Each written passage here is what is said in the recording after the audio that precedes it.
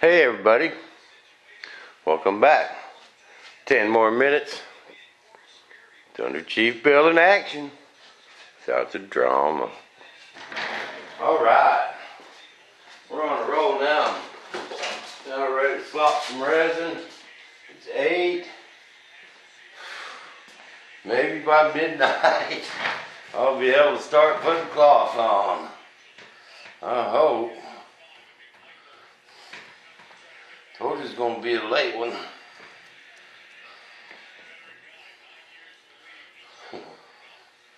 Well, I got all them on there. What was I saying? Oh, I was telling you guys about all them old pictures I found on them floppy disks. As soon as I get a minute, I'm going to sit down and see if I can't get my old computer hooked back up to the internet and put some of them things on YouTube.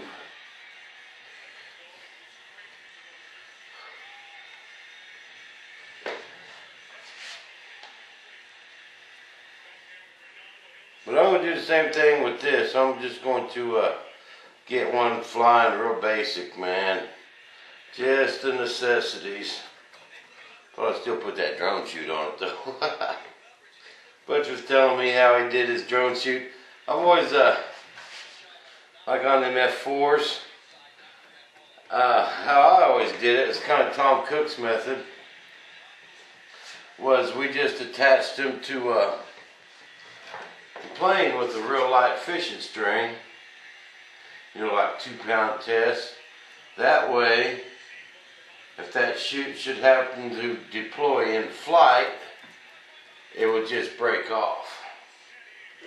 You know, and wouldn't crash your plane, because I tell you what, a chute deploys in flight and it's firmly attached, you're going to crash.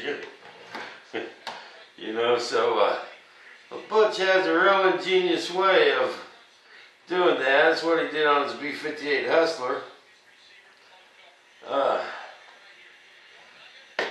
When you're at full throttle, the plane ain't connected. He's got an extra servo, Y harness to his throttle, you know, or mixed. I'll probably mix it. Depends on how many channels I got. Well, I got 12 channels. I don't think I'll be using them all on this plane, but anyway, when you're at full throttle, you just put another pin in there that works. When you're at idle and deploy your chute, it'll hold on there, you know. And then when you're taxiing back, all you gotta do is bump the throttle up, pin comes out, and your chute will actually come off. Just like the real one. So you won't have to taxi back dragging that chute, you know. Or if you happen to be, if you get a glitch and that thing just happens to deploy in flight, it'll come right off the plane because it won't be connected. That's pretty ingenious. That old Butch. He's sure smarter than he looks. Just kidding, Butch.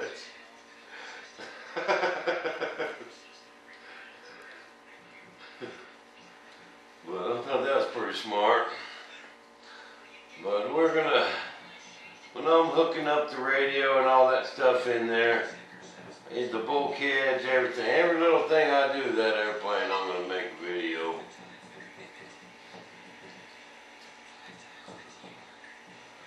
So Phil, hope that answers your question. Had someone else ask me just right now, if they're going to make a plug, what kind of glue to use to glue your foam together to where you can still hot wire it.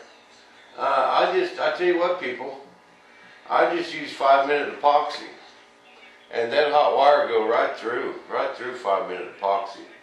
You know, the only time you'd probably have trouble is if you was cutting right on your glue line for long ways, you know. But just don't cake it on there really thick.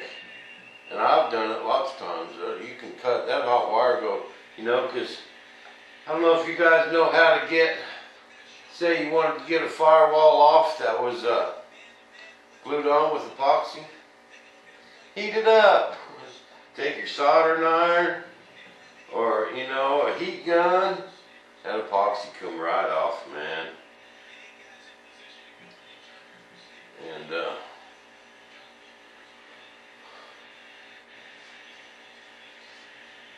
heat it up, come right off. Matter of fact, when on my Mustang, you know, my top flight Mustang I had, I flew for a long time. You know, I tore the gear out a couple times, you know, after 3 years of flying. And them gear on them top flight ARFs, you know, once you tear that block out, it just don't glue back in there as good as it was when it was brand new, you know. So what I did a couple times, if I just needed the left half and that wing was glued together, you got to destroy the left half, but it's already destroyed anyway. So just crunch it up to where it's just, you know, your glue, your main spar, you know, with all your wood glued to it. Just heat it up, man. You clean that main spar off. Your right half of the wing is still good. But you can take a hot heat gun and heat all that epoxy up, clean it right off. Then I just slide another wing panel on there. You know, I'd order a whole wing, but I didn't need a whole wing. I just needed half, and that way you still got another brand new half. Hope you understand. Well, it got confusing, but yeah, just use epoxy, and that hot wire will go right through that epoxy. Especially 5 minutes. You know, them, when I cut them canopy plugs off and stuff on this plane, them blocks, all these blocks, people that Butch cuts on his CNC machine, he cuts them in blocks. You know, you can't just cut a whole fuselage out. You know, he cuts them in pieces, and we got to glue them together.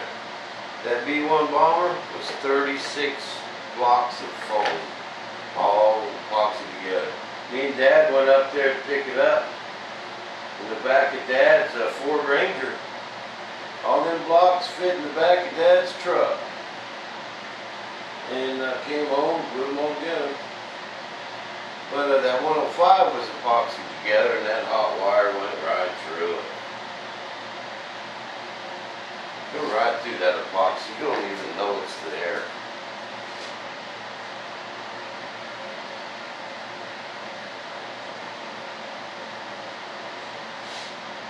Anytime you want to get epoxy loose off of something, heat it up, come right off.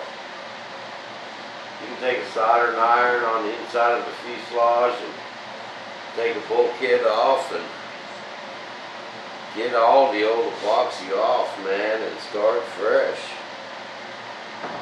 With just your soldering iron.